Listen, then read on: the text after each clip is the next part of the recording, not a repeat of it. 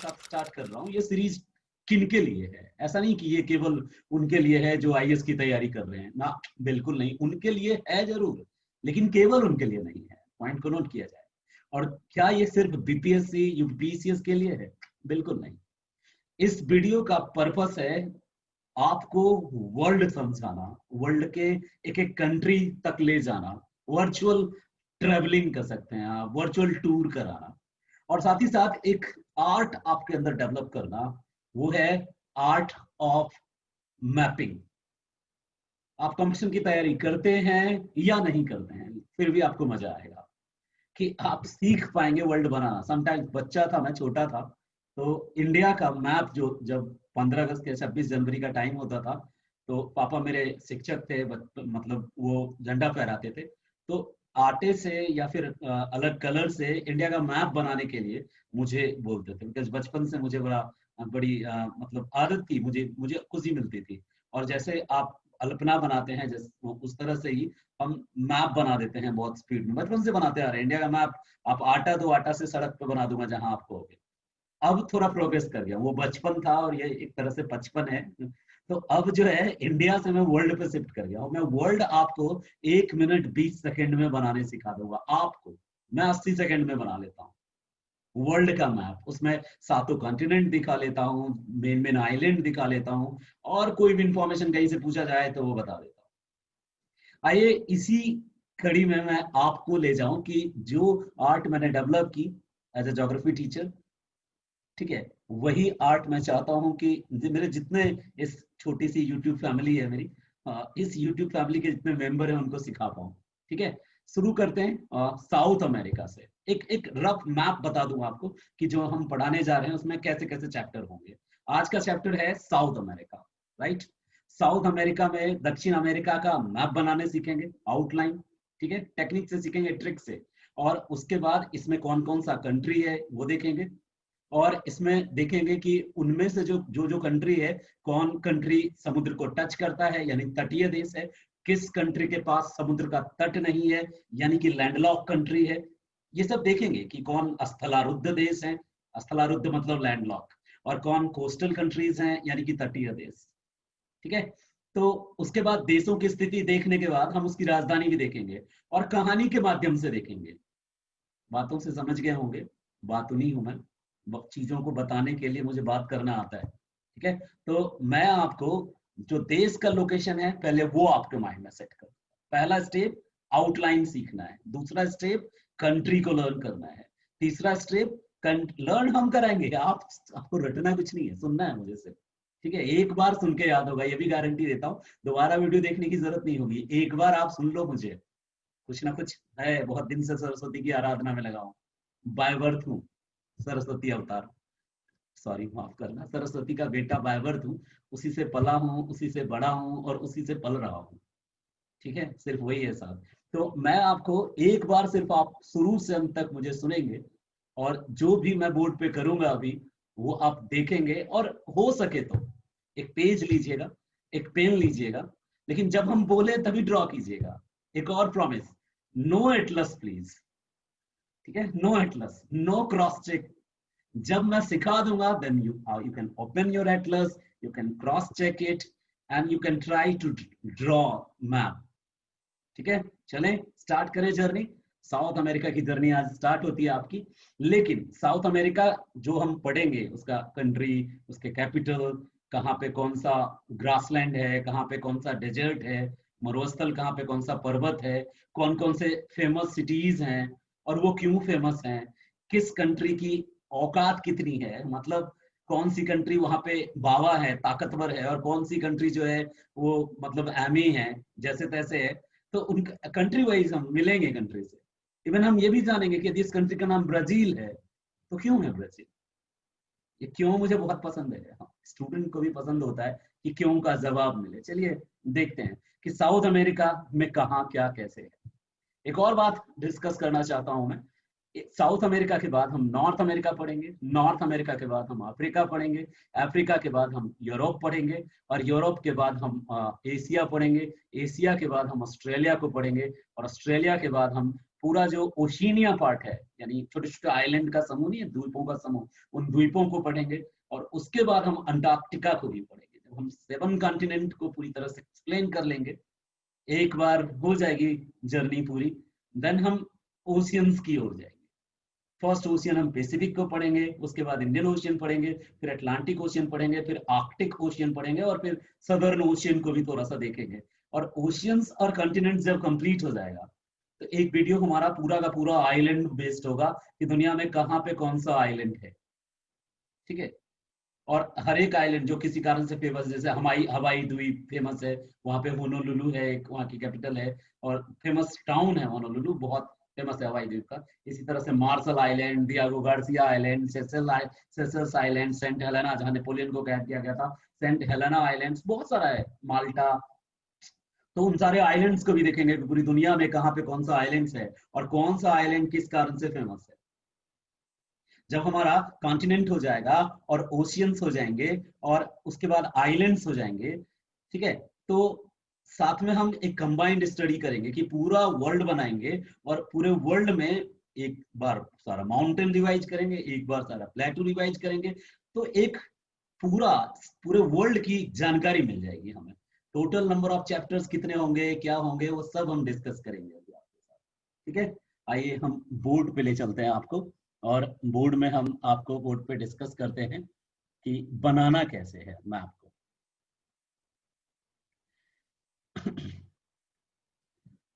मैं देर से जरूर आया हूँ यूट्यूब पे, लेकिन विश्वास कीजिए दुरुस्त आया हूँ और दुरुस्त कर रहा हूँ खुद को। और यदि पूरी तरह से मैं किसी चीज पे पड़ जाऊं तो मुझे मेरे गुरु का आशीर्वाद है, पिताजी का आशीर्वाद है, वही मेरे गुरु हैं। और आज उनके सम्मान में, आज शिक्षक दिवस में मैंने सोचा कि ऐसे अभी मेरा स्टूडियो नहीं बना, पहले मेरे मन में आया था स्टूडियो प्रिपेयर हो जाए देन हम क्लास स्टार्ट करेंगे तो वो ज्यादा ऑर्गेनाइज होगा। बट आज अचानक बहुत मिस किया मैंने पापा को, बिकॉज 5 सितंबर जो होता था, बिहार के लोग जो हैं बहुत प्यार देते हैं शिक्षकों को, मेरे पापा को भी बहुत प्यार मिला, मुझे भी जमालपुर वालों से बहुत प्यार मिला है। बच्चा, एक एक बच्चा मुझे ऐसे याद करता है, ऐसे स्टेटमेंट लिखता है, मैसेज भेजता है, मैं भावुक हो जाता हूँ कि यार इतना कौन प्यार करता है, इतना कौन याद रखता है। 10 साल तक किसी को कोई नहीं याद रखता। यहाँ दिल्ली जैसे शहर में हम रह रहे हैं, यहाँ तो बगल के लोगों को के पास 8 साल से रह रहा हूँ, फिर भी उनको उतना फर्क नहीं पड़ता। तो खैर यही जो भावना है ना, उन मैसेजेस को पढ़ के अपने फादर को याद करके मुझे लगा कि अब और ज्यादा इंतजार करना सही नहीं है। मेरा एक बहुत लोकप्रिय, मेरा पसंदीदा डायलॉग है कि संसाधनों की तलाश में मत भटको। ये इसी डायलॉग ने मेरी जिंदगी अच्छी रखी है। बाकी मेरी जिंदगी क्या है और किस तूफान में मैं जीने में मजा लेता हूँ, वो मुझे जानने वाले जानते हैं, ठीक है। और हर तूफान में खुशी रहता हूँ, चाहे जिंदगी में कितनों ही अप्स एंड डाउन्स आए, मैं कभी उदास नहीं होता, ना ही टेंशन लेता हूँ, ठीक है। तो यहाँ मैं बताऊं कि मेरा एक सबसे पसंदीदा डायलॉग है, शायद ये डायलॉग आपकी भी जिंदगी बदले यदि इस पे थोड़ा सा अमल करें तो। ये डायलॉग मुझे मेरे पापा ने ही दिया है। पापा, आज मैं मिस कर रहा हूँ उनको, और रात के अभी 1:14 हुए हैं और आप मेरे चेहरे से देख सकते हैं नींद क्या और बहुत ज्यादा एक्साइटनेस है आपके लिए। तो मेरे पापा कहते थे संसाधनों के लिए मत तरसो। ये मत सोचो कि मेरे पास ये होता तो मैं करता, वो होता तो मैं करता। जो हो, जितना संसाधन हो, उसी से कुछ ऐसा कर दो कि फिर अपने आप तुम संतुष्ट हो जाओ और संसाधनों की कमी ना करे। उदाहरण देते थे वो कि जो गृहिणी होती हैं, जो हमारी माएँ होती हैं, जो घर चलाती हैं, आप देखेंगे कि किचन में जो पड़ा होता है ना, बेसन है, हरी सब्जी नहीं है, तो बेसन से ही बेसन के गट्टे बना देती हैं और वही टेस्टी सब्जी आप मिस करेंगे जब आप मेरे जैसा दिल्ली में रहेंगे। तो बेसन का भी कुछ बन सकता है। वो मैं गांव में खाता था, वो फुलौरी एक होता है उसका, उसमें थोड़ा कढ़ी डाल के मम्मी बनाती थी। मैं बहुत मिस करता हूँ, पिछले 8-10 साल से यहाँ पे रह रहा हूँ अकेला और खुद बनाता हूँ, तो मैं बहुत समझता हूँ उस चीज को। तो संसाधनों के लिए मत तरसिए कि मेरे पास बुक्स नहीं है तो मैं दिल्ली नहीं जा पाया, या मैं कैसे तैयारी करूं, मुझे कुछ नहीं आता। अरे ऐसा कुछ नहीं सोचिए। आपके घर पे जो बुक पड़ा है ना, उन्हीं बुकों से तैयारी हो सकती है, आपके मोबाइल से तैयारी हो सकती है, बस जुनून होना चाहिए। और वो यही डायलॉग जो मेरे पापा मुझे देते थे, तो याद आया ना, तो मैं उठा हूँ इतने दिन से कंफ्यूज था, बनाओ ना बनाओ, क्लास रिकॉर्डिंग ही डाल देते हैं चैनल पे, देखते हैं क्या रिस्पॉन्स आता है, लोग मुझे सब्सक्राइब करते हैं नहीं करते हैं, बहुत दिल में चल रहा था उथल पुथल। फिर अचानक कभी ऐसा लगा जैसे पापा बोल रहे हो कि उतना क्या सोचता है, शुरू हो जा, बस तेरे पास जो है वो काफी है, ऐसा सोच के चल। जो है तेरे पास चाहे जितना ही है, उसी को तू बेहतर समझ और चल निकल, हो सकता है तू बहुत आगे बढ़ जाएगा। और इस उधेड़ बुन में कि ये होता तो वो होता और वो होता तो वो होता, शायद सोचते सोचते जिंदगी निकल जाएगी और कभी कुछ नहीं होता। ठीक है, तो सोचिएगा तो नोचिएगा, कुछ करिएगा तब आगे चलकर जिंदगी में आराम फरमाइएगा।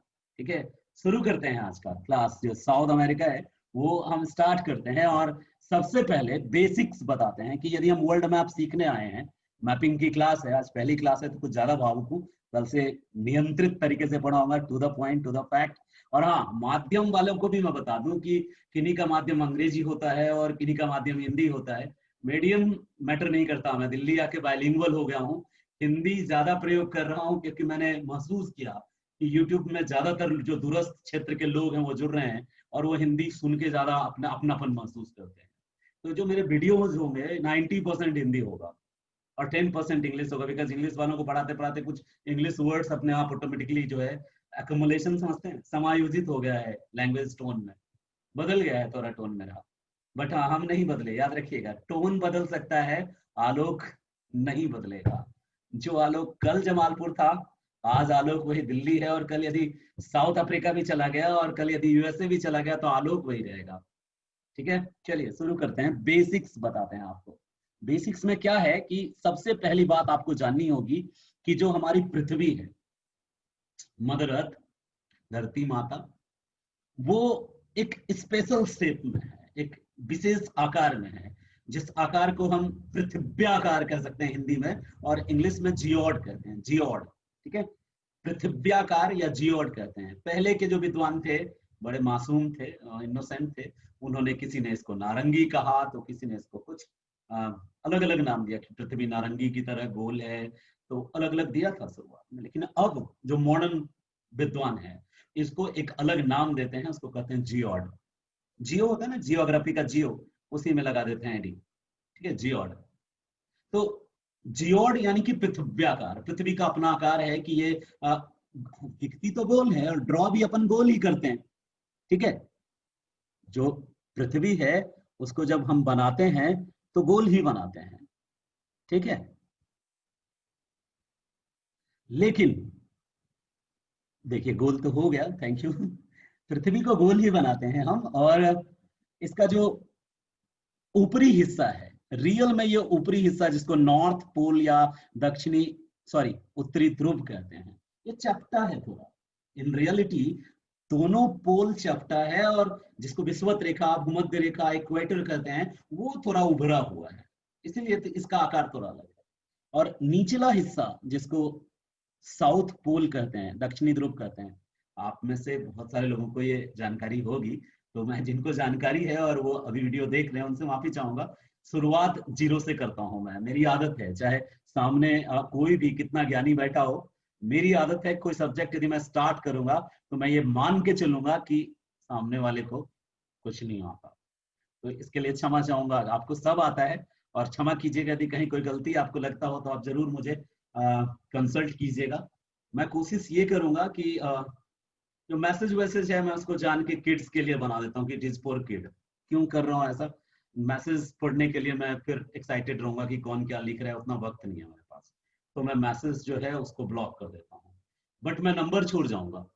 ठीक है, जो मेरा एक नंबर रख रहा हूँ उसके लिए है अपने पास स्टाफ में टीम बना रहा हूँ, यूट्यूब को डेवलप करने के लिए सबसे ज्यादा प्यार तो आपका चाहिए, लेकिन उसके साथ मैं भी अडिग हूँ। मैं एक टीम बना रहा हूँ जिसमें बहुत सारी मेरी सीनियर स्टूडेंट्स हैं यहाँ पे, लड़के भी हैं उसमें, लड़कियां भी हैं, और वो सब के सब सुपर टैलेंटेड हैं। एक साइंस टेक के लिए एक मैम हैं जिनसे बात किया मैंने, राधिका मैम हैं, वो बॉटनी से एमएससी हैं और नेट जेआरएफ क्वालिफाइड हैं।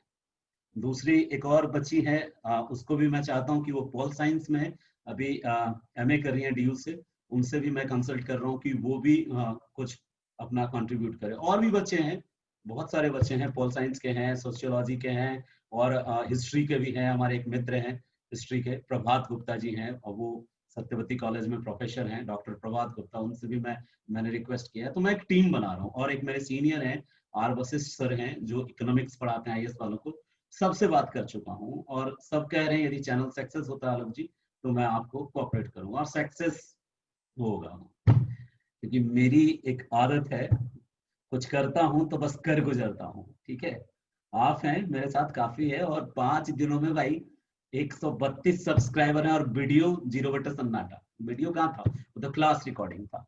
तो जब तक आप सबों का प्यार और साथ है अपने साथ, चैनल सक्सेस है, कंफर्म रखिए। खैर, तो अर्थ है नॉर्थ पोल, साउथ पोल, और नो डाउट इक्वेटर, जिसको आप बीचों बीच यदि अर्थ को काट दें 2 भाग में, तो उत्तर वाला पार्ट जो है वो नॉर्दर्न हेमिस्फीयर, उत्तरी गोलार्ध, तो दक्षिण वाला पार्ट जो है सदर्न हेमिस्फीयर, दक्षिणी गोलार्ध, और बीच में जो है इसको 0 डिग्री कहते हैं।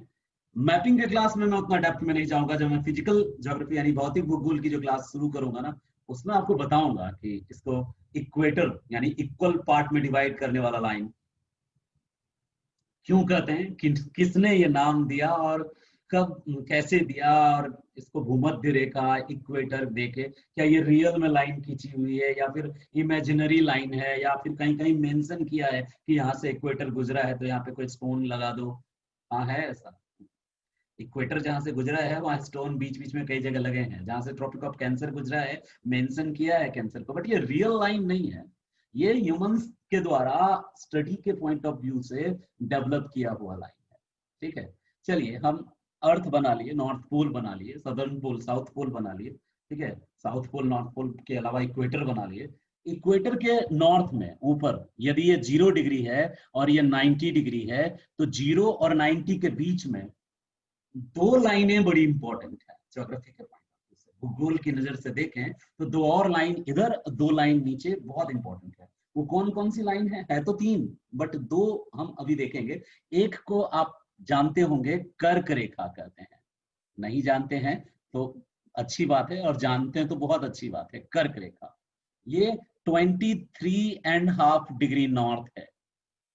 अच्छा, ये डिग्री क्यों है और क्यों इसको इतना मतलब अलग अलग नाम दिया है, 0 डिग्री, 23.5 डिग्री, कहाँ से नापते कहाँ से, इन सब पे बात करेंगे हम आगे के वीडियोस में। एक दिन एक वीडियो ही होगा जो लैटिट्यूड और लॉन्गिट्यूड पे बेस्ड होगा, लेकिन उसमें अभी वक्त है, जब मेरा आ जाएगा बोर्ड देन ये सब वो सब होगा। तो ये तो कर्क रेखा हो गया, जिसको इंग्लिश में कहते हैं TOC, tropic of cancer. Cancer क्यों कहते हैं ये बताऊंगा मैं आपको। ठीक है, अभी मैपिंग की ओर जा रहा हूं इसलिए थोड़ी जल्दी में हूँ।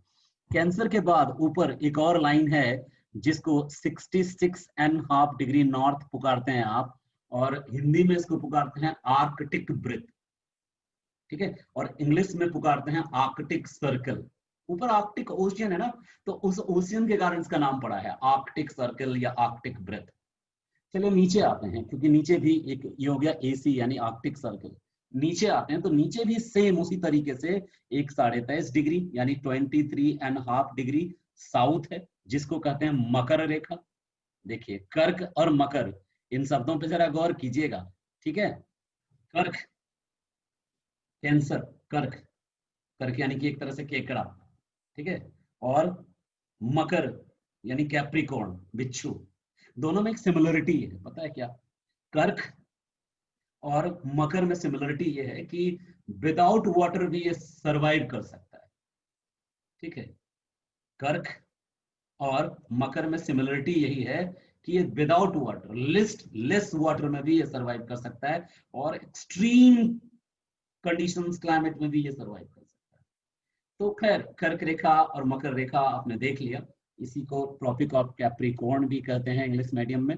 और नीचे फिर से एक सर्कल है 66.5 डिग्री साउथ, जिसको अंटार्कटिक वृत्त कहते हैं। देखिए, आर्कटिक का उल्टा अंटार्कटिक नहीं, सिंपल जस्ट उसका उल्टा है ना, इसलिए अंटार्कटिक। अधिकार का उल्टा अनाधिकार, तो आर्कटिक का उल्टा अंटार्कटिक। तो अंटार्कटिक सर्किल है ये, और ये अंटार्कटिक कॉन्टिनेंट है, अंटार्कटिका कॉन्टिनेंट है। चलिए, तो ये बेसिक नॉलेज था। ग्लोब का, ग्लोब जो है पृथ्वी के नमूने को कहते हैं, सैंपल ऑफ द अर्थ को कहते हैं। और जो नॉर्थ पोल साउथ पोल को मिलाने वाली रेखा है उसको एक्सिस कहते हैं। और जो एक्सिस है वो थोड़ा सा बैंड है, झुकी हुई है, और वो जो झुकी हुई है वो 23.5 डिग्री ही झुकी हुई है। पृथ्वी अपने अक्ष पर 23.5 डिग्री झुकी हुई है। ये सारा जो है आपको 6th के एनसीईआरटी में समझा रखा है। ठीक है, अब हम चलते हैं कि पृथ्वी पर, जो पृथ्वी है हमारी, पृथ्वी पर जो कॉन्टिनेंट्स और ओशियन है उसका लोकेशन हम थोड़ा देख लें, समझ लें। सॉरी, माफ कीजिएगा। हमने कर्क, मकर और विषुवत देख लिया, मेनली इन तीनों का यूज है आगे, इसलिए हम कर्क, मकर और विषुवत आपको बताए। अब जो है हम दूसरी चीज देखेंगे, टॉपिक, नेक्स्ट टॉपिक उठाने वाले हैं, ये टॉपिक उठा रहे हैं कि कितने कॉन्टिनेंट हैं और कितने ओशियंस हैं, ये समझने की कोशिश कर रहे हैं। तो वर्ल्ड बनाने के लिए मान लीजिए हम एक स्क्वायर ले लेते हैं, एक स्क्वायर, एक बॉक्स ले लेते हैं। बॉक्स क्या है कि मैपिंग को बनाने के लिए स्क्वायर या क्वाड्रिलेटरल शेप जो होता है सबसे परफेक्ट होता है। तो हम अभी एक स्क्वायर, प्रॉपर स्क्वायर लेंगे जो, हाँ प्रॉपर स्क्वायर लेंगे। अब इस प्रॉपर स्क्वायर में हम एक बीचों बीच लाइन खींचेंगे।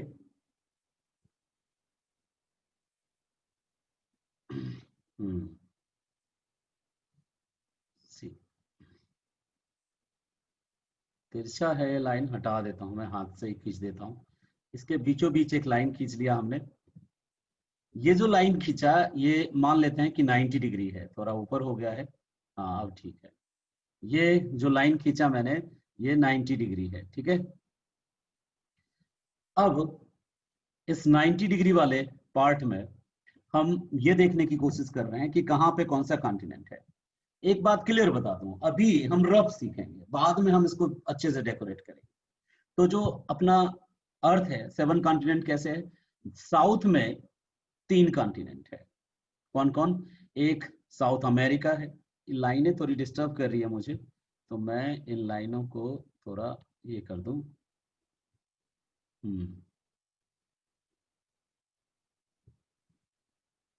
थोड़ा मिटा देता हूँ। हाँ, तो एक साउथ अमेरिका, ठीक है। डिस्टर्ब कर रहा है यार, अच्छा बोर्ड भी कभी कभी डिस्टर्ब करता है, रुक जाइए, मैं एक चीज सीख लिया हूँ, इसको हटा ही देते हैं। जा भाई, तो एक साउथ अमेरिका, साउथ अमेरिका बिल्कुल ना बर्फी की तरह है। यदि आप बर्फी खाते हैं, डायमंड खाते हैं, तो ओवरऑल मैप जो है साउथ अमेरिका अमेरिका का ऐसा है। देखोगे ऐसा बर्फी, काजू कतली खाया होगा आपने, काजू कतली बिल्कुल काजू कतली टाइप है, ठीक है। आप इसको बस इसी से समझिए कि ये सर ने बताया कि जो साउथ अमेरिका है वो बिल्कुल काजू कतली है। और जो नॉर्थ अमेरिका है, वो नॉर्थ अमेरिका वो बिल्कुल एक ट्रायंगल की तरह है कि यहाँ से पतला गया और इधर से ऐसे आया और इधर से ऐसे मिल गया, ट्रायंगल की तरह है। मैं बिल्कुल यूनिक टेक्निक सिखाऊंगा। हाँ, पहले ऐसा सिखाऊं कि एक छोटा बच्चा भी सीख जाए। कोई, मैं ये पहले ही बोला कि ये क्लास ऐसा नहीं है कि केवल जो है आईएएस वालों को फायदा होगा और दूसरों को नहीं होगा, छोटा बच्चा भी सीख जाएगा कि ये जो पार्ट सर ने बताया कि ये साउथ अमेरिका है, ठीक है।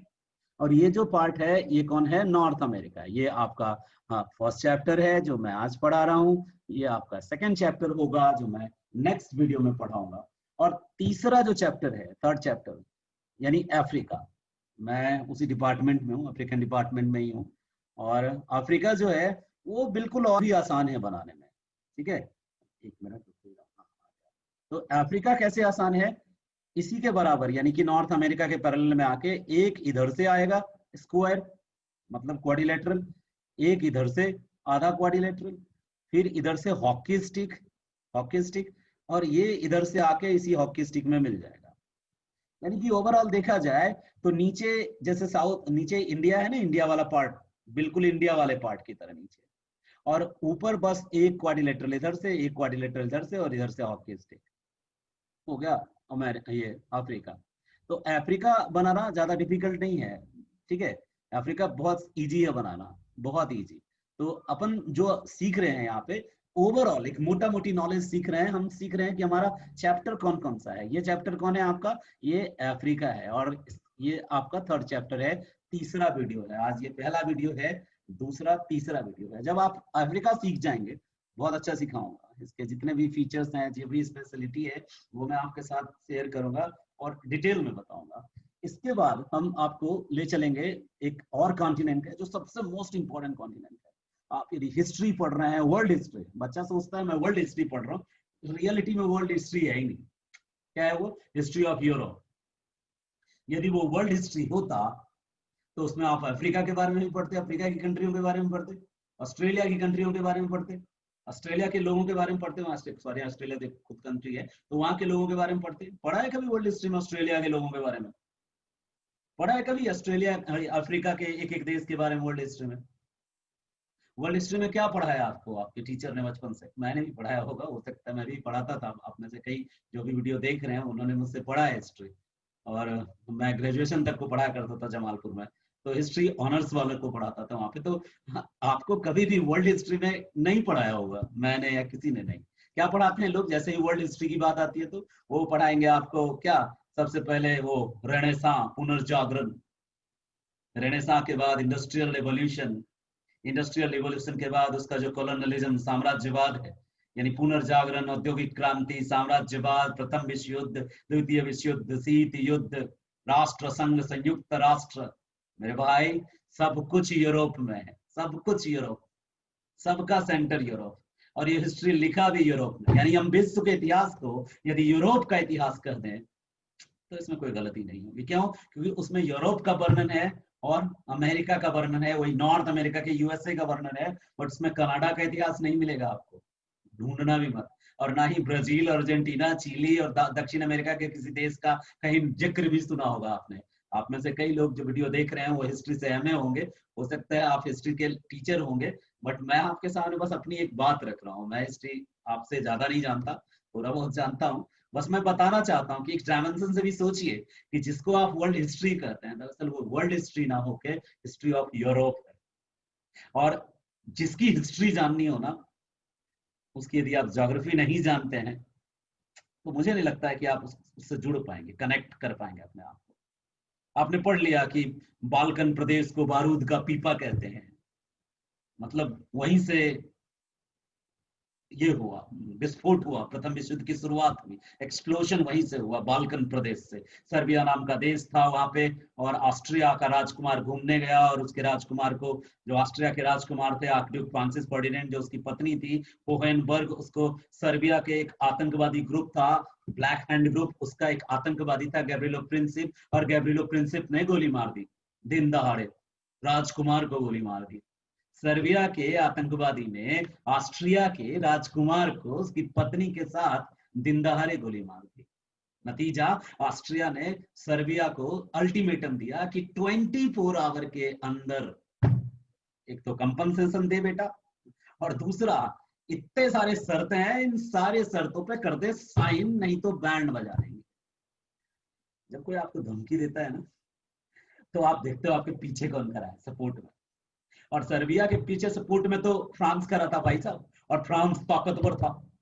यदि बाहुबली आपके साथ खड़ा हो भाई, आप तो टसन में रहेंगे। तो सर्बिया टसन में रहा, ऐसे डरा था थोड़ा सा, बिकॉज दूसरा ऑस्ट्रिया भी ताकतवर था, लेकिन सर्बिया ने देने से मना कर दिया। कुछ जो शर्तें थी वो उसके फ्रीडम के खिलाफ थी, तो कैसे मान जाता, अपनी आजादी को क्यों मिटाता हो? तो सर्बिया नहीं माना, ऑस्ट्रिया ने अटैक किया, और फिर यहीं से शुरू हो गया फर्स्ट वर्ल्ड वॉर। तो फर्स्ट वर्ल्ड वॉर आपने सबने पढ़ा होगा, फर्स्ट वर्ल्ड वॉर सब कोई 10th में पढ़ते हैं, 9th-10th का जो ओल्ड सिलेबस है उन लोगों ने पढ़ा होगा। First world war, second world war, cold war, UNO, सब ये सारा इतिहास जो है ना, सब के सब हिस्ट्री, वर्ल्ड हिस्ट्री में जो आप पढ़ रहे हो वो सब के सब यूरोप से। तो मैं ले चलूंगा आपको यूरोप की यात्रा पे, और वहां बताऊंगा कि केवल बाल्कन ही नहीं है, वहां पे नॉर्डिक कंट्रीज भी हैं, बाल्टिक कंट्रीज भी हैं, बहुत सारी कंट्रीज हैं वहां पे, स्कैंडिनेवियन कंट्रीज भी हैं, लोलैंड कंट्रीज भी है, ठीक है, और मिडिल यूरोप के भी कुछ कंट्रीज हैं। तो एक एक कंट्री से मिलेंगे हम इस वीडियो में। बहुत सारे बच्चे पढ़ चुके हैं हमसे मैपिंग, और वहां उतनी तसल्ली में हम नहीं पढ़ा सके होंगे आपको, बिकॉज प्रेशर होता है जिन कोचिंगों में। जैसे आगरा के बच्चे यदि वीडियो देख रहे हैं तो आगरा के बच्चों ने पढ़ा है हमसे, बहुत सारे बच्चों ने आप में से मैपिंग, और सीखा भी होगा, हो सकता है। मैंने कोशिश अपने तरफ से की थी कि आप सीख पाए, और जब कोई सीख जाता है तो बहुत अच्छा लगता है। मैं चाहूंगा कि आप भी जब सीख जाएंगे ना मैपिंग, बढ़िया सीख जाएंगे, तो मैप बना के अपने स्टेटस पे जरूर लगाइएगा। ये एक अच्छा फील देगा मुझे यदि मैं देखूं कि आप उसको बना के सेल्फ मेड वर्ल्ड मैप बना के आप पोस्ट कर रहे हैं। तो वर्ल्ड यदि सीख जाएंगे ना एक बार, तो फिर इंडिया बनाते समय आपको बहुत इजी फील होगा अंदर से, बहुत आसान लगेगा आपको इंडिया बनाना। चलिए आगे चलते हैं। तो ये तो अफ्रीका था। अफ्रीका के बाद जिस कॉन्टिनेंट को आपको पढ़ना है, यानी फोर्थ चैप्टर जो आपका है, वो बहुत बेहतरीन है। ऐसा लगता है कि एक स्पेशल टाइप ऑफ चिड़िया है, वो बर्ड है वो, जिसका सिर जो है बिल्कुल सिर में कोई कार्टून समा गया, कार्टून फंस गया है। ये सिर है उसका, और ये कार्टून फंस गया है चिड़िया के सिर में, और इसीलिए वो सिर पटक रही है नीचे।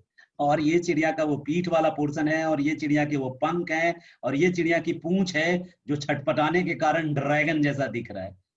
और इसके बाद ये चिड़िया का पैर है जिस सोनिया गांधी के सैंडल जैसा बनता है, इटली। और ये चिड़िया का दूसरा पैर है जिसको आप बाल्कन पेनिनसुला कहते हैं। और ये चिड़िया का पिछला हिस्सा है, और ये काला सागर। इस तरह का यूरोप है। तो यूरोप बनाना बहुत इजी है, आपको ऐसा बस इमेजिन करना है कि चिड़िया है जिसमें, या एक बिल्ली है, कुछ भी इमेजिन कीजिए, जिसके मुंह में फंस गया है क्या, एक टीन जैसा बर्तन, चरकुट्टा सा बर्तन फंस गया है। और बहुत इजिली सीख जाएंगे आप इसको बनाना। ओवरऑल मैप बस देखें तो एक क्वाड्रिलेटरल शेप में ही है। और आधा जब यहां तक आप बना लिए ना, थोड़ा सा बोर्ड को मैं इस तरफ खींच दूं। ये एक यूनिक बोर्ड है मेरे माइक्रोसॉफ्ट का। ये इन्फिनाइट बोर्ड है, जितना आगे पीछे मैं ले जा सकूं। तो जूम का बोर्ड मुझे उतना सूट नहीं करता, ये ज्यादा सूट करता है। तो इसी बोर्ड पे मैं वीडियो रिकॉर्ड कर रहा हूँ। और जो भी सुझाव होगा मैं आपको नंबर शेयर करूंगा, आप नंबर पे बताना, या फिर मैं फेसबुक और इंस्टाग्राम, उसमें ट्विटर और फेसबुक मैंने ऐड कर दिया है। तो आप डायरेक्ट यहाँ से मेरे पेज पे आ सकते हैं, फेसबुक पे। यूट्यूब चैनल का आप चैनल खोलिए, साइड में लिंक दिया हुआ होगा, तो आप वहां से आके वहां बात कर लीजिएगा। वहां हम फेसबुक पे एक्टिव रहते हैं, क्लास में भी कभी कभी। इधर से शुरू किए हैं 4 दिन 5 दिन से। बाकी मुझे सोशल मीडिया से बहुत दूर रहता था मैं। और ये कोरोना जो है बहुत लोगों में साइकोलॉजिकल चेंज ला रहा है। मैं हमेशा कोशिश करता हूँ कि change, always change should be positive in you, कि जो भी परिवर्तन आए ना आप में, वो प्रोडक्टिव हो, किसी के काम आए। अपने में बदलाव यदि आप लाते हैं तो आप वो प्रोडक्टिव बदलाव लाइए कि किसी के काम आ जाए। नेगेटिव बदलाव मत आइए लाइए कि जिससे किसी का नुकसान हो जाए। ठीक है, पॉजिटिव चेंज लाइए, चाहे कोई आपके साथ कैसा ही व्यवहार क्यों ना किया हो, बट चेंज हमेशा आपके अंदर पॉजिटिव आना चाहिए। वो जो बदले की भावना है ना, बड़ी गंदी भावना है। माचिस की तीली पूरी दुनिया जलाती है, लेकिन उससे पहले उसको खुद अपना अस्तित्व मिटाना पड़ता है। खुद जलती है पहले, आप नोटिस करना, पहली आग कौन पकड़ता है, तीली या दुनिया? तीली। तो दूसरों से को जलाने चले हैं ना, तो पहले जलने के लिए खुद तैयार हो जाइए। और यदि सुसाइडर ही हैं एकदम, तो जाइए, ऑल द बेस्ट। क्या पता आप जल के बुझ जाएं और अगले में सुलगे ही नहीं। तो खैर, आगे देखते हैं। ये जो आपने देखा, ये आपका चैप्टर नंबर 4 है। और मेरे अनुसार से, जहां तक मैं सोचता हूं, ये सबसे इंपॉर्टेंट चैप्टर है। यूरोप, यूरोप के एक एक कंट्री को यदि इंट्रोड्यूस कर दूं आपको, ईच एंड एवरी कंट्री की ज्योग्राफी दिखा दूं। ज्योग्राफी का मतलब होता है कंट्री की औकात, याद रखिएगा। यदि किसी कंट्री की ज्योग्राफी पढ़ ली ना आपने, तो इसका मतलब आप समझ जाएंगे कि उसके पास नेचुरल रिसोर्सेज क्या क्या है, ह्यूमन रिसोर्सेज की क्या हालत है, इंडस्ट्री की क्या कंडीशन है, एग्रीकल्चर की क्या कंडीशन है, ट्रेड में कहां तक है वो, यानी सब कुछ। आप सोच रहे हैं तो इतना कुछ बताएंगे सर यहाँ पे आप, पेड बैच में नहीं बुलाएंगे? ठीक है, यूट्यूब देखते देखते आपको आदत हो गई होगी यूट्यूब की, बट मुझे मोनोलॉग की आदत बहुत पहले से, सदियों से। कमरा बंद करके मैं खुद से बात ऐसे भी किया करता था, जैसे कि अभी 1:30 बजे रात में मैं आपसे बात कर रहा हूँ। सॉरी, कोई नहीं है यहाँ पे, फिर भी आपसे बात कर रहा हूँ। तो मोनोलॉग यानी कि वन वे, मैं हमेशा बात करता हूँ खुद से, अपने आप से। और वही चीज मुझे खुश रखती है। मैं सेल्फ असेसमेंट हमेशा करता हूँ, माना कि मैं जो भी है, बट सेल्फ असेसमेंट के बाद मैं अपने को थोड़ा रिफॉर्म करते रहता हूँ। चलिए, 4th चैप्टर में यूरोप पढ़ाएंगे हम आपको। आज की क्लास को दिल से मत ले लीजिएगा कि हम आपको कितना पका रहे हैं, ठीक है। आज की क्लास में मैं सिर्फ और सिर्फ ये 5 सितंबर का एक तरह से ये है, श्रद्धांजलि है मेरे फादर को। आप साथ में सुन रहे हैं, आपके बेनिफिट की बात कर रहा हूँ मैं, कोई पेड बैच नहीं चला रहा हूँ, याद रखिएगा। मेरे पास इतना टाइम नहीं है, मुझे सेटल होना है 100% इधर दिल्ली यूनिवर्सिटी पर। आधा सेटल हुआ हूँ, अभी 90% सेटलमेंट होना बाकी है, सॉरी 50% सेटलमेंट बाकी है, सब कुछ हो रखा है। बस अब एक शुभ दिन की का इंतजार है जब परमानेंट का तमगा लग जाएगा। अभी थोड़ा वक्त है, कुछ और किताबें लिखनी है, कुछ और रिपोर्ट बनाने हैं, तब जाके कुछ और आगे होगा। खैर, कॉन्ग्रेचुलेशन बोलने का मौका आप सबको दूंगा जिस दिन खुशी के पल आएंगे, बहुत जल्द आने वाला है, तो शेयर करेंगे हम आप सबसे ही खुशी जो भी है अपना। आगे चलते हैं। तो ये 4th चैप्टर था जिसमें यूरोप बताऊंगा, उसको भी बताऊंगा जिसने आप पे शासन किया, इंग्लैंड का पूरा इंटरेस्टिंग स्टोरी बताऊंगा। और मेरे जो ये वीडियोस होंगे ना, इसका सबसे प्लस पॉइंट ये होगा कि ज्योग्राफिकल एस्पेक्ट से शुरू करूंगा, हिस्टोरिकल एस्पेक्ट को डिटेल करूंगा, और अदर एस्पेक्ट्स जो करंट का है उससे भी कनेक्ट कर दूंगा। अब ना जा रहा मैं कहीं दूसरी जगह और तीसरी जगह पढ़ाने, अब मैं बस यूट्यूब को ही बिल्डअप करूंगा, इतना बिल्डअप करूंगा, और free of cost, no paid batch नहीं होगा।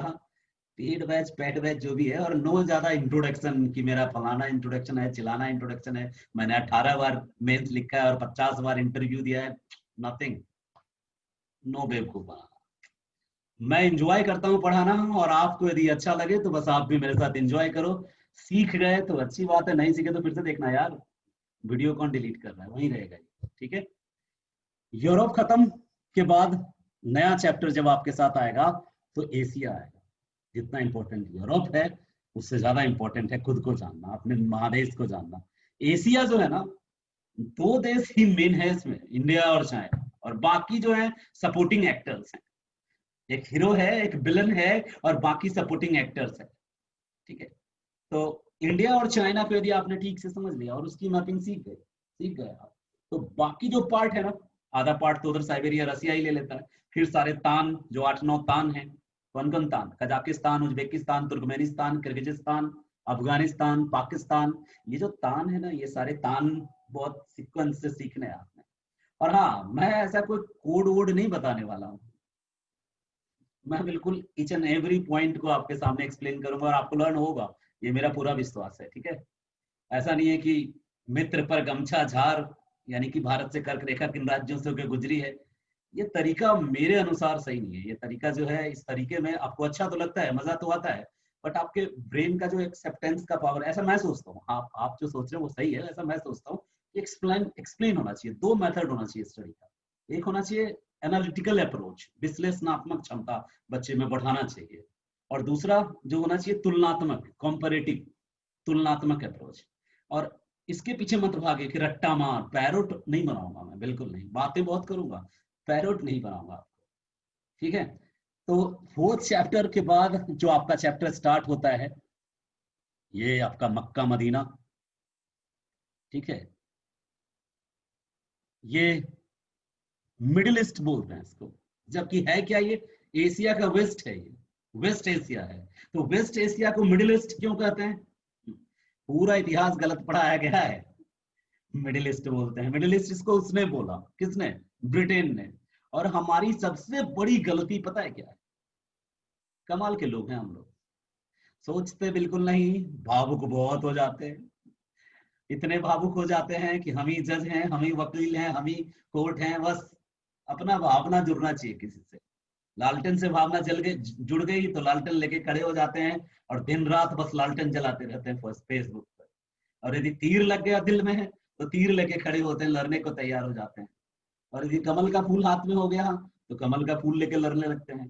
फायदा उन किसी और को होता है, फूल लेके लड़ हम रहते हैं, झाड़ू लेके हम दौड़ रहे होते हैं। तो खैर, पॉलिटिकल हो जाते हैं हम, या रिलीजियस हो जाते हैं हम, और एग्रेसिव हम होते हैं, बेनिफिट कोई और उठा ले जाता है।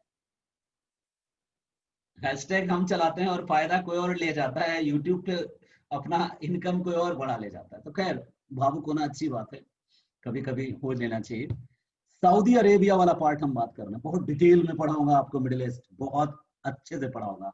मिडिल ईस्ट इसको इंग्लैंड ने कहा, जबकि है ये वेस्ट एशिया। मिडिल ईस्ट क्यों कहा? क्योंकि वो इंडिया को ईस्ट कहता था, और आगे और आ जाइए तो सुदूर ईस्ट, फार ईस्ट था जापान उसके लिए। जापान और इंडिया का पार्ट जो था वो मेनली ईस्ट था उसके लिए, ब्रिटेन के लिए। और यहां से यदि आप बैठे हैं, सपोज आप यहां हैं लंदन में, तो लंदन से इस तरफ आपके जो कुछ भी होगा सब के सब क्या होगा? ईस्ट ही तो होगा। और लंदन से इस तरफ जो होगा सब वेस्ट होगा।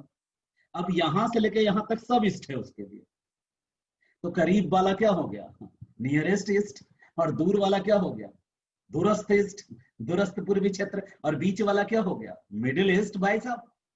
तो ये जो ब्रिटेन है ना, इंग्लैंड ने अपने सुविधा के मुताबिक नाम रख दिया, और आज तक अपन ढो रहे हैं। जो रख गया वही बस हम ढोते आ रहे हैं। तो चाहे पुलिस सिस्टम हो, या आर्मी सिस्टम हो, या एडमिनिस्ट्रेटिव सिस्टम हो, चाहे कलेक्टर साहब हो, हर चीज बस उन्होंने दिया और हम ढो रहे हैं। इवन किताब तक नहीं बदले हम, किताबों में भी जो वो उन्होंने दिया वही हम ढो रहे हैं। तो आप इसको मिडिल ईस्ट बोलिए, क्योंकि सब पूरी दुनिया बोलती है, क्योंकि इंग्लैंड ने नाम दिया है। लेकिन रियल में ये मिडिल ईस्ट नहीं है, बल्कि ये वेस्ट एशिया है। ठीक है, वेस्ट एशिया है। आगे वेस्ट एशिया के बाद हम उस फौलाद को पढ़ेंगे जो यूएसए से टकरा रहा है, जिसको ईरान कहते हैं। एक ड्रोन था जो इसके घर झांक रहा था, इसके ईरान के यहाँ झांक रहा था यूएस का ड्रोन। ट्रंप साहब ईरान के बाथरूम में झांकने की कोशिश कर रहे थे, ईरान बाहर निकला और उसके ड्रोन को गिरा दिया, ट्रंप के ड्रोन को। और ड्रोन के बाद से, ड्रोन गिराने के बाद से ईरान और यूएस सुलग रहा है। तो अभी तक सुलग ही रहा है। बीच में तो क्या क्या हो गया, ईरान के जो थे बहुत अच्छे लीडर, कमांडर, पता नहीं क्या क्या, उस पर आरोप लगाया कि टेररिज्म को ट्रेन करता, उनको मार दिया गया। खैर वो सब पढ़ेंगे हम आगे चल के जब ईरान पढ़ रहे होंगे। अभी हम देख रहे हैं कि ये सऊदी अरेबिया और ईरान वाला पार्ट है, और उसके बाद यहाँ आपका अपना पाकिस्तान वाला पार्ट है। अपना ही पाकिस्तान है, आज ना कल मिला लीजिएगा, क्योंकि आप लोग जब कर्णधार हैं तो अपना जमीन वापस कर लेंगे। तो ये उसके बाद आता है आपका इंडिया वाला पोर्शन। ठीक है, देखिए वीडियो जो होता है यूट्यूब पे हम सब देखते हैं, हो सकता है कि पाकिस्तान से भी कोई लोग देखें, और दिल से लगा लें कि भाई पाकिस्तान को तुम अपने में मिलाने के लिए क्यों परेशान हो, क्यों जबरदस्ती जो है ऐसे चीज को अपने अंदर लेना चाहते हो जो और तुम्हारे यहाँ शांति में फैला दे। दरअसल वो हमें मिल जाए ना, तो वो भी हमारी तरह अच्छे हो जाए, इसलिए चाहता हूँ कि भारत में मिल जाए, उनकी भी स्थिति अच्छी हो जाए। और जो वहाँ के पॉलिटिकल लीडर्स हैं जो उनको गुमराह कर रहे हैं, बलूचिस्तान वाले को मतलब एक्सप्लॉइट कर रहे हैं, वहाँ के लोग खुश नहीं हैं, और अदर रीजन्स को भी मतलब चलाने नहीं आता देश बेवकूफों को। इकोनॉमी इतनी घिरी हुई है, कर्ज में डूब चुका है इमरान खान और जो भी, तो वो देश यदि इधर आ जाए तो बेहतर चलेगा। बिल्कुल मत सोचिएगा कि मोदी क्या कर रहा है अपने देश में, नहीं कर रहे हैं देश में। मोदी क्या कर रहे हैं वो उनका काम है, हम एशिया पढ़ ले, हमारे सिलेबस में है। ठीक है, नॉलेज के लिए पढ़िए और एंजॉय कीजिए इन्फॉर्मेशन। ये इंडिया वाला पार्ट है, और इंडिया वाले पार्ट के बाद ये थाईलैंड वाला पार्ट है। थाईलैंड वाले पार्ट के बाद आप देखिए, हम आपको वर्ल्ड मैप अभी सिखा नहीं रहे हैं, बस आइडिया दे रहे हैं कि यूरोप के बाद आप क्या पढ़ने वाले हो। तो उसके बाद आप पढ़ने वाले हो ये इंडो चाइना, इंडो चाइना के बाद चाइना, और भैया आप तस्वीर आगे बढ़ जा, तो ये इंडो चाइना। और उसके बाद आप पढ़ने वाले हो कोरिया, कोरिया के बाद पढ़ने वाले हो कमचटका पेनिनसुला, बेरिंग स्ट्रेट, और इसको इसमें आके मिला देंगे तो यूरोप एशिया हो जाएगा। लगना चाहिए कि सबसे बड़ा कॉन्टिनेंट है। ठीक है, और ये मेरा चैप्टर नंबर 5 है, और जैसा कि मैंने बताया कि मोस्ट इंपोर्टेंट है। एशिया के एक कंट्री को यदि हम ठीक से नहीं समझे, ठीक से नहीं जाने, काहे रह रहे हैं हम दुनिया में? दुनिया को जानना चाहिए ना, कहाँ पे कौन सा देश है, किस देश की क्या कंडीशंस है, कौन सा देश एशिया में है, जिसको जिसके पास कौन सी मिनरल्स है, कहाँ पे कौन सा माउंटेन है। एक आइडिया लेना चाहिए यार, तभी तो इंटरनेशनल करंट अफेयर्स आपको बेहतर समझ में आए। आप बस ऐसा सोचेंगे कि आइडिया वाइडिया कुछ नहीं, बस एक किताब खरीद के ना रट्टा मार रहे हैं, उलान बटोर उलान बटोर उलान बटोर। पता ही नहीं उलान बटोर, टकला माकन, ना टकला पता है ना माकन पता है, बस रटे जा रहे हैं। टकला माकन चीन में है, टकला माकन चीन में है। अरे क्यों है चीन में, क्या है वहां पे? रट क्यों रहे हो, किताब में क्यों छप गया? सर टकला माखन डेजर्ट है, बच्चा बताता है कभी कभी। बहुत अच्छे। टकला माखन यदि डेजर्ट है तो डेजर्ट बना कैसे है? क्या कारण है कि कोई जगह डेजर्ट बन जाता है, सोचा कभी? नहीं सर। तो सोचना है, यही सब सोचना है जो हम कंटिन्यू करेंगे इसमें। तो ये क्या है? एशिया। ठीक है, एशिया को डिटेल में पढ़ लेंगे हम। एशिया में जितने देश हैं उनको देखेंगे, कितने कोस्टल कंट्रीज हैं, कितने लैंडलॉक कंट्रीज हैं, कहाँ की क्या कैपिटल है, कहाँ पे कौन सा माउंटेन, कहाँ कौन सा प्लेटू, कहाँ कौन सा डेजर्ट। टकला माखन डेजर्ट, कहाँ कौन सा प्लेटू, लोयस प्लेटू, बार बार एग्जाम में पूछता है। और इसके अलावा डेजर्ट और भी है, हम एक एक डेजर्ट बताएंगे, उसका ओरिजिन बताएंगे, क्यों बना है और क्या इंपॉर्टेंट है। कराकुम डेजर्ट है, सॉन्ग में सुना होगा, कराकुम कराकुम कराकुम डेजर्ट है कराकुम। और एक कुजुलकुम डेजर्ट है। काराकुम यानी वहां का जो रेत है ना, वो कारा, कारा रे मतलब काला रे, ठीक है, ब्लैक कलर का रेत है इसलिए काराकुम। और कुजुलकुम लाल रेत है। और बीच में एक अरलकुम है, 3 डेजर्ट है इधर, करलकुम, काराकुम, ठीक है, काराकुम, अरलकुम, कुजुलकुम।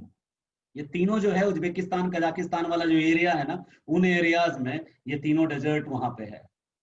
उज्बेकिस्तान कजाकिस्तान तुर्कमेनिस्तान वाले एरिया में ये तीनों डेजर्ट है।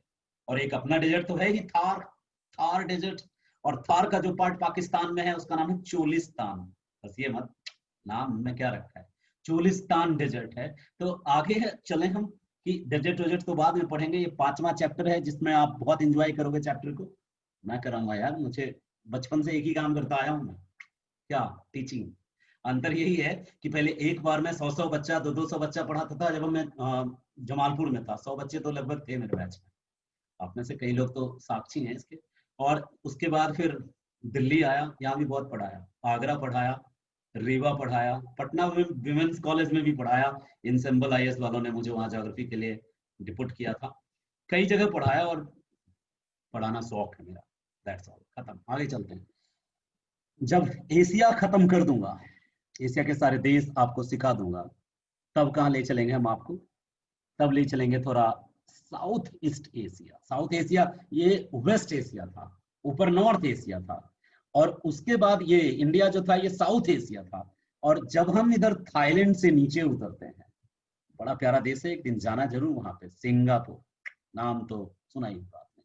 और थाईलैंड से नीचे मलेशिया है, और मलेशिया के नीचे सिंगापुर है। बीच से एक रास्ता है जिसको मलक्का स्ट्रेट कहते हैं, पढ़ेंगे डिटेल जब एशिया पढ़ेंगे। और इसके नीचे आपने सुना होगा सुमात्रा, फिर जावा, फिर इंडोनेशिया का जो आइलैंड सब है, बाली वाली का नाम सुना होगा, सुंडा बाली, ये सब है। ऊपर ब्रोनी और ब्रुनोई सुना होगा। और यहाँ पे फिलीपींस आइलैंड सुना होगा, बहुत सारे 5000 आइलैंड है इनके पास।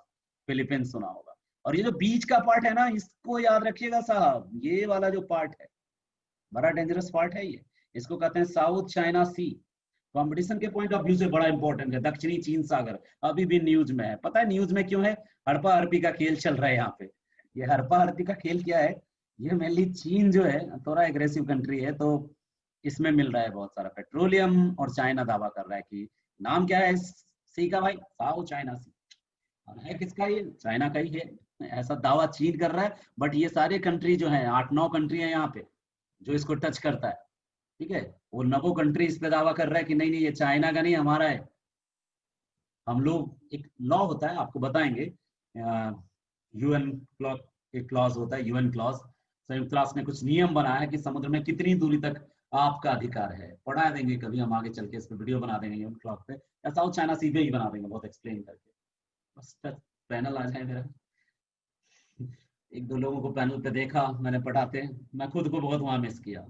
पहला एक वीडियो बड़ा वायरल हुआ था, पटना के एक टीचर हैं, खान नाम है उनका, थैंक यू उसको, उसने मुझे इंस्पायर किया कि यार आलोक तुम भी आ जाओ यूट्यूब पे।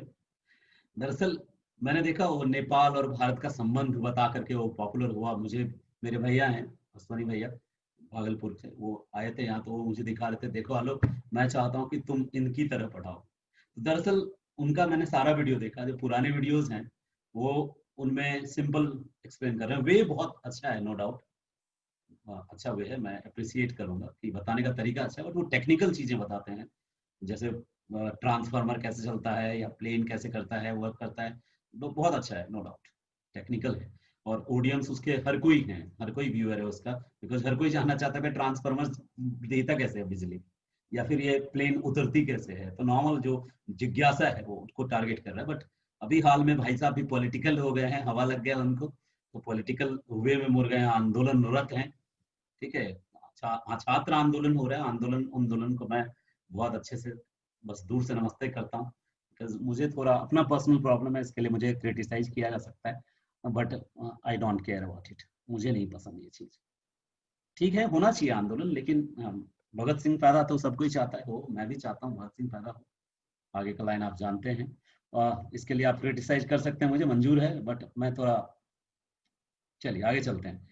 तो ये एरिया पढ़ेंगे हम, साउथ ईस्ट एशिया बोलते हैं इसको, और यहाँ पे सबसे इंपॉर्टेंट इंफॉर्मेशन है आपका ASEAN, association of east Asian, association of south east Asian countries, Asian Nations, ASEAN. तो ये 10 देश हैं आसियान में टोटल, और यही सारे देश 10 देश मिले हुए हैं जिन्होंने आसियान बनाया है। और ये यहाँ वाले जो इंडिया के आसपास वाले देश हैं, ये सार्क हैं। ठीक है, SAARC countries, South Asiatic regional corporation, sorry regional corporation होता है, हाँ, साउथ एशियन, डबल ए होगा यहाँ पे, SAARC, सार्क। तो सार्क है, आसियान है, इन चीजों के बारे में आगे कंपटीशन के पॉइंट ऑफ व्यू से देखेंगे, और नॉर्मल नॉलेज भी होना चाहिए कि दुनिया में कौन कौन सा पावर सेंटर्स डेवलप हो रहा है। यूएसए ही केवल पावर नहीं है, और भी सेंटर ऑफ पावर्स हैं, जैसे सार्क है, आसियान है, बिम्स्टेक है, और ब्रिक्स है, संघाई कॉर्पोरेशन है, बहुत सारे, ओपेक है, AU है, अफ्रीकन यूनियन, EU है, यूरोपियन यूनियन, और भी कई सारे ऑर्गेनाइजेशन है। एक इंडियन ओशियंस के जितने कंट्रीज हैं उन्होंने भी बना रखा है ऑर्गेनाइजेशन, आइलैंड्स वाले जितने कंट्रीज हैं उन्होंने अपना एक ऑर्गेनाइजेशन बना रखा है, जो बाल्टिक कोस्ट पे सटे हुए हैं उन्होंने बाल्टिक नेशंस के नाम से ऑर्गेनाइजेशन बना रखा है। तो बहुत सारे ऑर्गेनाइजेशन है, इंटरनेशनल ऑर्गेनाइजेशन, और जब एक बार वर्ल्ड मैप फिनिश हो जाएगा, बेहतर हो जाएगा आपका, तो विश्वास कीजिए आप बहुत अच्छा समझेंगे, इंटरनेशनल ऑर्गेनाइजेशन अच्छा समझेंगे, करंट अफेयर्स भी अच्छा समझेंगे, कंपटीशन अपनी जगह है, आप एंजॉय करेंगे करंट अफेयर्स को। जैसे ही, पता है अभी भी एक राज की बात बताऊं, कभी कभी मैं गूगल पे सर्च करता हूँ, क्या, जमालपुर टुडे, जहाँ जिसकी ज्योग्राफी में आप बड़े बड़े होते हैं ना, खेलते हैं ना, जहाँ की ज्योग्राफी में एक एक गली जिसका जानते हैं कि ये ईदगाह रोड है, ये गुरुद्वारा रोड है, ये RVH स्कूल का रोड है, ये नंबर 1, ये नंबर 2 है, तो वो चीजें ना, ये काली पहाड़ी है, तो वो चीजें याद आती है। और यदि कोई घटना आप सुनते हैं कि इस कॉलोनी की तरफ जो है एक बच्ची थी, उसका हाथ काट दिया, तो भाई बड़ा गजब का अट्रैक्ट करता है, मैं छोड़ छाड़ के मैं उसको पढ़ रहा हूँ पूरा गूगल पे सर्च करके। कहना क्या चाहता हूँ मैं आपसे, ये कहना चाहता हूँ कि यदि किसी की ज्योग्राफी पता हो ना, किसी जगह को आप जानते हो, तो उस जगह की घटनाएं आपको अट्रैक्ट करती हैं, आप उस जगह की घटनाओं को इजिली लर्न कर सकते हो। और यदि आप उस जगह को जानते ही नहीं हो, मैं आपसे कहूं कि आगरा के संजय पैलेस में वो जो रोड नहीं है, उसके चौराहे पे ऐसा ऐसा हो गया, और आप कभी आगरा गए ही नहीं, आप जमालपुर वासी हो, तो हुआ तो हुआ, आपको इंटरेस्ट नहीं होगा। आपके गली, आपके मोहल्ले का, आपके जाना हुआ किसी के साथ कोई घटना घट रहा हो, तो आप रुक के उसको देखना पसंद करेंगे, अननोन वाले घटना में ज्यादा इंटरेस्ट नहीं लेता। तो जो मैपिंग की अपनी ये क्लास है, जब फिनिश हो जाएगी, तो सबसे बेहतरीन बेनिफिट पता है क्या होगा? 5 बेनिफिट होगा मेरे सारे वीडियोस को देखने के बाद। बेनिफिट नंबर 1, आपको वर्ल्ड का एक एक पार्ट, एक एक कंट्री आपको अपना सा फील देगा। ठीक है, ये विश्वास कीजिए और भरोसा कीजिए। दूसरी बात, हर एक कंट्री के बारे में आप उसका जान पाएंगे कि क्या उसकी इकोनॉमिक कंडीशन है, क्या उसका सोशल कंडीशन है, क्या उसका पॉलिटिकल कंडीशन है, आप बेटर समझ पाएंगे। तो जब कभी प्रेसिडेंट किसी देश में जाएंगे या प्राइम मिनिस्टर किसी देश के साथ बायलैटरल टॉक करेंगे, तो उन दोनों देशों में आप समझ जाएंगे कि कैसा टॉक होगा। क्यों? सुदामा कृष्ण से मिलने गया है तो क्या टॉक होगा, और यदि अर्जुन दुर्योधन से मिलने गया है तो क्या टॉक होगा, आप अनुमान लगा सकते हैं। तो जस्ट बिकॉज एक एक कंट्री को जानना इसलिए भी जरूरी है, इसलिए नहीं कि आप IAS की तैयारी कर रहे हैं, बल्कि इसलिए कि आपको, आप इस दुनिया में आए हैं तो इस दुनिया को जानना आपका एक फर्ज बनता है, और बहुत मजेदार तरीके से हम दुनिया को जानेंगे। अब अगले कॉन्टिनेंट की तरफ आपका हम सफर ले चलते हैं कि जो छठा चैप्टर है, 6th चैप्टर में आपको क्या पढ़ाने वाला हूँ। 6th चैप्टर और 6th वीडियो जो होगा आपका, उसका नाम होगा ओशिनिया। ओशिनिया क्या होता है ये ओशिनिया? हाँ हाँ, आप में से कुछ लोग जानते हैं, मुझे पता है, आप में से कुछ लोगों को पता है कि ओशिनिया क्या होता है। लेकिन जिनको नहीं पता है उनको बता लेने दीजिए, आप बुरा मत मानिए, ठीक है। ओशिनिया कहते किसको है? एक पहली बात ऑस्ट्रेलिया, आपको पता होगा ऑस्ट्रेलिया। ऑस्ट्रेलिया ऑस्ट्रेलिया में एक छोटा सा देश न्यूजीलैंड, और यहाँ पे तस्मानिया इसी का पार्ट है, ऑस्ट्रेलिया का पार्ट है। और यहाँ पे न्यू पापुआ गिनी, फीजी, नाम सुना होगा आपने, न्यू पापुआ गिनी, न्यू गिनी, न्यू पापुआ गिनी, और बहुत सारे आइलैंड हैं। तो इन आइलैंड्स को ना टोटल 3 ग्रुप में बांटा गया है। जो सबसे इधर है उसका नाम पोलिनेशिया, ठीक है। जो बीच में है उसका नाम मैक्रो, एक है माइक्रोनेशिया, मैक्रोनेशिया, पॉलिनेशिया, मेलानेशिया। ये बीच वाला जो है ये, सॉरी माफ करना, कभी कभी फिसल जाता है। मेलानेशिया, मेलानेशिया, पॉलिनेशिया और माइक्रोनेशिया। तो माइक्रो, मेला, पॉली और ऑस्ट्रेलिया और न्यूजीलैंड, ठीक है।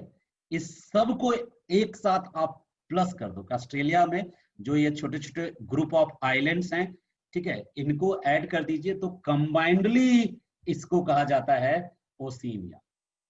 ये ओशिनिया हो। तो ओशिनिया में हम कुल मिला के 5 ग्रुप को पढ़ेंगे। एक तो अकेला ऑस्ट्रेलिया है, दूसरा न्यूजीलैंड, तीसरा मेलानेशिया, चौथा माइक्रोनेशिया और 5वां पॉलिनेशिया। बेहतर समझेंगे इसको, एक पूरा वीडियो डेडिकेट करेंगे सिर्फ इन्हीं को। कॉन्टिनेंट वाइज वीडियो होगा, और मेरी कोई भी वीडियो जो होगी, माफ कीजिएगा, आदत है मेरी, मैं 2 घंटे से कम पढ़ा नहीं सकता, आदत है, क्योंकि पढ़ाने के साथ साथ कुछ बातें मेरे से निकलती ही है। आज भावुक हूं तो कुछ और बातें निकल रही है, कल इंफॉर्मेटिव बातें निकलेंगी अगले जो कॉन्टिनेंट में, ठीक है। तो ये ओशिनिया आपका चैप्टर नंबर कौन हो गया, याद कीजिए। जो पिछला चैप्टर था वो 5th चैप्टर था, सॉरी 6th, कौन सा खुल गया, 5th चैप्टर था। तो ये जो होगा ये आपका 6th चैप्टर होगा, 6th चैप्टर। और इसके बाद हम 7th चैप्टर की ओर आपको ले जाएंगे। जो 7th चैप्टर होगा आपका, उसका नाम होगा अंटार्कटिका। अपडेट इंफॉर्मेशन दूंगा। हाँ, मैं इंफॉर्मेशन में 2 पार्ट में बांट के दूंगा आपको। एक जो बेसिक इंफॉर्मेशन है, जैसे मैप बनाना कैसे, मैंने कहा ना एटलस मत खोलना, बट आगे आपको मन बड़ा छटपटाएगा कि ना एक बार एटलस खोल के बैठते हैं। एटलस बाद में खोलना, एक बार मेरी पूरी वीडियो देख लेना और आप समझ लेना टेक्निक ट्रिक्स को, फिर आप एटलस खोलना। और एक बार वर्कशॉप टाइप कराऊंगा मैं, टाइम ले लेके आपसे डिस्कस करते हुए बताऊंगा कि ड्रॉ कैसे करना। चलो हम अब लास्ट चैप्टर की तरफ जाते हैं। इस मैपिंग का लास्ट चैप्टर है, लास्ट नहीं है, कॉन्टिनेंट का लास्ट वीडियो है जो हम डिस्कस करेंगे आपस में। छोटा कर देता हूँ थोड़ा, आपको पूरा एक साथ दिख जाए। ये मेरा लैपटॉप है जो मुझे टीचिंग की फैसिलिटी देता है, तो थोड़ा छोटा बड़ा बन गया बिकॉज एक उधर छुप गया, इधर दूसरा छुप गया।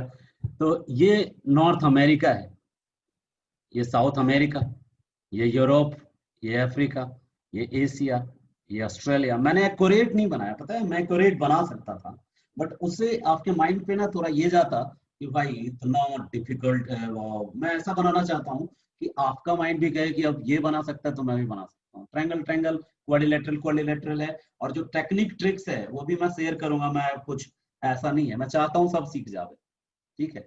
तो मैं टेक्निक ट्रिक्स क्या है, मेरा एक मेथड है जिसको मैंने नाम दे रखा है, बच्चों को बताता हूँ कि ये मेरा मेथड का नाम है लैंडमार्क मेथड। लैंडमार्क मेथड मतलब, कभी किसी को आप अपने घर का एड्रेस बताए हैं? बताया होगा फोन पे। आप उसको, जैसे मैं किसी को बताता हूँ अपने घर का एड्रेस, तो मैं बोल देता हूँ संकट मोचन मंदिर देखा है, वहां पे आ जाना। उससे आगे बढ़ोगे ना तो भारत माता चौक नाम का एक चौक होगा, उससे सीधे चले आओगे, तुमको 2 नारियल का पेड़ दिखता है, वो जो 2 नारियल का पेड़ है ना, उसी घर में मैं रहता हूँ। मैं अपना एड्रेस बता रहा था, जमालपुर का, बादल दास ठाकुर वाली रोड का। तो ये जो संकट मोचन मंदिर, भारत माता चौक या नारियल का पेड़, क्या था ये सब के सब लैंडमार्क्स हैं भाई साहब, लैंडमार्क्स। मेरी मैपिंग की क्लास लैंडमार्क बेस्ड है, और वो लैंडमार्क अपने आप में इंपॉर्टेंट क्वेश्चन होएगा। एक पंथ दो काज, यानी वो लैंडमार्क आपको मैप बनाना सिखा देगा, मैप बनाना सिखा देगा, और साथ ही साथ वो लैंडमार्क अपने आप में एक ऑब्जेक्टिव क्वेश्चन होगा जो नॉर्मल कंपटीशन में काम आएगा। भरोसा रखिए, 5 सितंबर है, डेडिकेटेड टू माय फादर। मेरे पापा भी टीचर ही थे, 2007 में गुजर गए। बहुत स्ट्रगल किया उन्होंने जिंदा रहने के लिए, बीमार थे। 7 अप्रैल 2007 को उनकी डेथ हुई सुबह सुबह पटना में, इंदिरा गांधी एक अस्पताल है उसमें। तो उसके बाद से ही मैं लगातार डेवलप हुआ हूँ, उनका आशीर्वाद रहा है साथ में। तो उनको बड़ा पसंद था ये 5 सितंबर, बड़ा धूमधाम से मनाते थे। 1970 से वो टीचिंग कर रहे थे और डेथ के पहले तक भी वो टीचिंग ही कर रहे थे, यानी 1970 से लेके 2007 तक मेरे पापा लगातार टीचिंग कर रहे थे, और अपने साथ रखे थे तो मैं भी टीचिंग करता था। तो बस मेरा मन हुआ कि आज आपके साथ एक वीडियो, पहला वीडियो है एक तरह से, इसके पहले जो भी है वो सब के सब क्लास रिकॉर्डिंग है, और वो ऐसे ही डाल दिया, सीख रहा था कैसे अपलोड करते हैं। और अभी से स्टार्ट कर रहा हूँ, एक दिन 2 दिन हो सके कभी कभी वेट करना पड़े, बिकॉज मेरा पीएचडी चल रहा है तो मुझे थीसिस लिखना होता है, थीसिस टाइप करना होता है। फिर सर भी कुछ काम देते थे, उनका वेबिनार होता है या कुछ होता है तो फिर उनके लिए भी प्रिपेयर करना होता है, तो सेमिनार प्रिपेयर करने के लिए चला जाता हूँ। तो कभी एक आध दिन लेट हो सकता है, बट कोशिश करूंगा कि मैं आपको प्रॉपर डेली एक वीडियो प्रोवाइड करूँ। और इस वीडियो को 2-3 बार सुनिएगा, ठीक है, और सुन के इसको कोशिश कीजिएगा कि उतारते चले जाएं। एक कॉपी बनाइएगा जरूर, वीडियो जब भी देखेंगे ना आप एक कॉपी और पेन लेके बैठेंगे। मैंने अपनी जिंदगी में बहुत इंफॉर्मेशन कलेक्ट किया है, बहुत, और जब मैं आपके साथ इंफॉर्मेशन शेयर करूंगा तो वो आपको लर्न होता चला जाएगा। तो नोट डाउन भी करते जाएंगे जो आप पॉइंट आपको अच्छा लगा, दोबारा पॉज करके भेजिए। यूट्यूब की एक बहुत बड़ा एडवांटेज है, आज एक बच्चा है सौरभ, हैदराबाद में वो जॉब करता है, उस बच्चे की बहुत मदद मिल रही है मुझे, तो उसके कारण मैं टच पैनल ला पा रहा हूँ। तो ऐसे बहुत सारे बच्चे हैं मेरे जो हेल्प करने के लिए बोल रहे हैं, बट कोशिश कर रहा हूँ कि मैं किसी बच्चे पे कभी वर्डन ना बनूं। तो वो जो बोर्ड है वो आ जाए तो फिर काम होगा। वो बच्चा जो है वो भी जमालपुर का ही है, तो वो आज एक टॉपिक मुझसे डिस्कस करना चाहता है। उसको ऐसे आया है कि ऑनलाइन क्लासेस के मेरिट्स क्या हैं और डिमेरिट्स क्या हैं। मेरिट्स तो सिंपल है कि बहुत कंफर्टेबल है, घर से आप स्टडी कर सकते हैं, टाइम सेविंग है, आप अपने सुविधा के अकॉर्डिंग इस क्लास को आप शेड्यूल कर सकते हैं, रिशेड्यूल कर सकते हैं। और डिमेरिट ये है कि ज्यादा स्क्रीन शेयर करने से आईज पे बैड इम्पैक्ट पड़ेगा, ठीक है, स्क्रीन टाइम बढ़ेगा तो चश्मे का नंबर भी बढ़ेगा। और भी डिमेरिट्स है कि टीचर के साथ जो आई कांटेक्ट है या फिर जो टीचर के साथ जो कम्युनिकेशन है, इंट्रा पर्सनल स्किल्स होता है, दो लोगों के बीच जो संप्रेषण है, भाषा संप्रेषण, वो विकसित नहीं हो पाता है। तो देखो, सिक्के के दो पहलू होते हैं भाई साहब, सबका। भगवान के भी दो फेस हैं, ठीक है, ब्रह्मा जी तो 4-4 फेस लगाए बैठे हैं। तो सिक्के के दो पहलू होते हैं, एक यदि पॉजिटिव फेस होता है तो कुछ ना कुछ तो नेगेटिव होगा ही बैलेंस करने के लिए। उसको केवल पॉजिटिव कहीं नहीं हो सकता, बल्ब नहीं जलेगा पॉजिटिव नेगेटिव। हम सब के अंदर एक देवता है और एक दानव भी है, राम भी हमारे अंदर है, रावण भी हमारे अंदर है। तो सेम बात है कि उसमें से किसको आप ज्यादा प्रायोरिटी देते हैं, वही उसी पर डिपेंड करता है कि आपकी लाइफ जन्नत होगी या जहन्नम होगी। चलिए आगे चलते हैं। आपका चैप्टर नंबर 7 जो आपके साथ शेयर करेंगे उसका नाम है Antarctica, white continent, a continent dedicated to the research, scientific research, जिसको आप साझी संपत्ति कहते हैं, ठीक है, जिसको आप साझी विरासत कहते हैं, जो जिसपे सब दावा करते हैं कि मेरा है, लेकिन बाद में तय हुआ 1959 में एक ट्रीटी हुई, अंटार्कटिका ट्रीटी। उस ट्रीटी में तय किया गया कि ये जो पूरा प्रॉपर्टी है अंटार्कटिका, ये किसी एक कंट्री, किसी एक पर्टिकुलर कंट्री की नहीं होगी। तो क्या होगा, ये साझी विरासत, साझी संपत्ति होगी, ठीक है, ये कॉमन प्रॉपर्टी होगी, सबकी होगी, और ये साइंस और रिसर्च को डेडिकेटेड किया हुआ होगा। और यहाँ पे जो पेट्रोलियम है, यहाँ जो कोयला है, यहाँ जो मिनरल्स है, उसकी खोज तो होगी बट यूज नहीं करेंगे उसको, फ्यूचर के लिए रखा जाएगा, भावी भविष्य के लिए रखा जाएगा।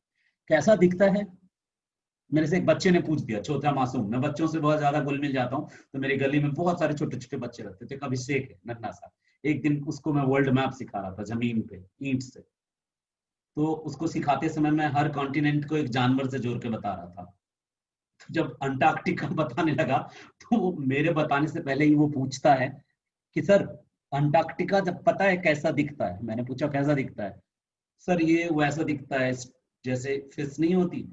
दरअसल वो अंटार्कटिका में ऐसे करके एक पूंछ है ऐसे, और फिर ये इस तरह से ऐसे करके है। तो उसने एक डिस्कवरी चैनल पे ऐसा देख रखा था, इस तरह का डायग्राम देख रखा था।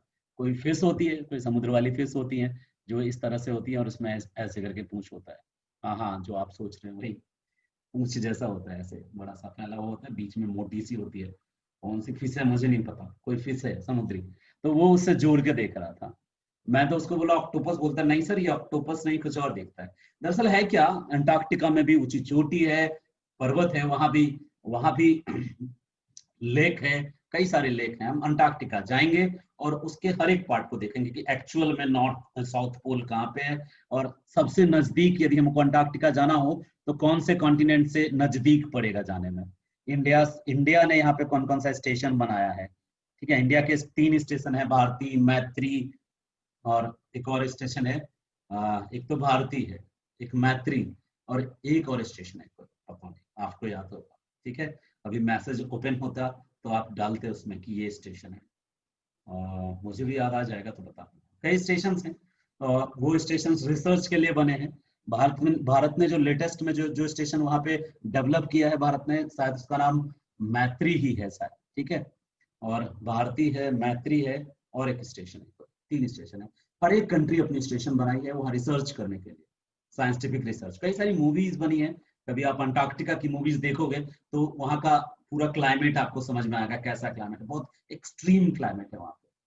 ठीक है, ऐसा क्लाइमेट है पूरे अंटार्कटिका में कि बर्फ की आंधी चलती है, जिसको ब्लिजार्ड कहते हैं। सुई की तरह नोकीली बंदूक की गोली से जो निकलती है उस स्पीड से वो चलती है, और यदि सामने कोई आ जाए तो उसमें इतने छेद कर दे कि वो कंफ्यूज हो जाए टाइप। तो ऐसी आंधी चलती है वहां पे, और चट्टानों की कई किलोमीटर मोटी, बर्फ की कई किलोमीटर मोटी चट्टानें मिलती हैं वहां पे। ठीक है, तो ये सब स्पेशल पढ़ेंगे उसका, वहां पे कौन से जीव मिलते हैं, यानी कि कौन कौन सा वनस्पति मिलता है, कितने स्टेशन है, कहाँ पे कौन सा माउंटेन है, कौन सा प्लेटू है, कौन सा पेनिनसुला है, देखेंगे उसके भूगोल को। ठीक है, तो ये था आज का सफर जिसमें मैं आपसे डिस्कस कर रहा था कि कितने चैप्टर वर्ल्ड मैप में मैं आपको पढ़ाने जाऊंगा। हर एक पे एक वीडियो बना रहा हूँ। ठीक है, सपोर्ट चाहिए, और सपोर्ट सिर्फ 1000 तक चाहिए। 1000 सब्सक्राइबर मेरा होता है, देन मेरा यूट्यूब जो है मुझे खुद ही पे करना शुरू कर देगा, मैं करा लूंगा अभी। तो सपोर्ट खैर मिल जाएगा, मुझे खुद पे बहुत ट्रस्ट है और आप पे भी। आगे चलते हैं। इन 7 चैप्टर के बाद फिर मैं नेक्स्ट आपके साथ डिस्कस करूंगा कि आगे की क्या स्ट्रेटजी है। जो सीरीज आज हम स्टार्ट कर रहे हैं, इस सीरीज को हम नाम दे रहे हैं वर्ल्ड टूर सीरीज। आप कुछ और बताएंगे तो मैं नाम बदल लूंगा। ठीक है, तो वर्ल्ड की मैपिंग सीरीज है ये। मैपिंग हम आपको सिखा रहे हैं बिल्कुल यूनिक वे में, मैनुअली मैं बनाऊंगा और आप बनाना सीखेंगे। ठीक है, ऐसा नहीं कि आपके सामने एटलस खोल लूं और उसको हम हाईलाइट करें कि देखो बच्चों ये है, नहीं। मेरा पर्पस जो है मैं आपको सिखा दूं बनाने की, आप मैनुअली अपने आंसर शीट में या अपनी कॉपी पे या आप अपने बच्चों को आप बना के बता सकें, एक अलग फील आएगा। थैंक यू, आपने मुझे सुना, और उम्मीद करते हैं कि मुझको सुन के आपको अच्छा लगा हो, और नहीं लगा तो माफ करना, अभी सीख रहा हूँ मैं और आगे कंटिन्यू करता हूँ। Thank you to all.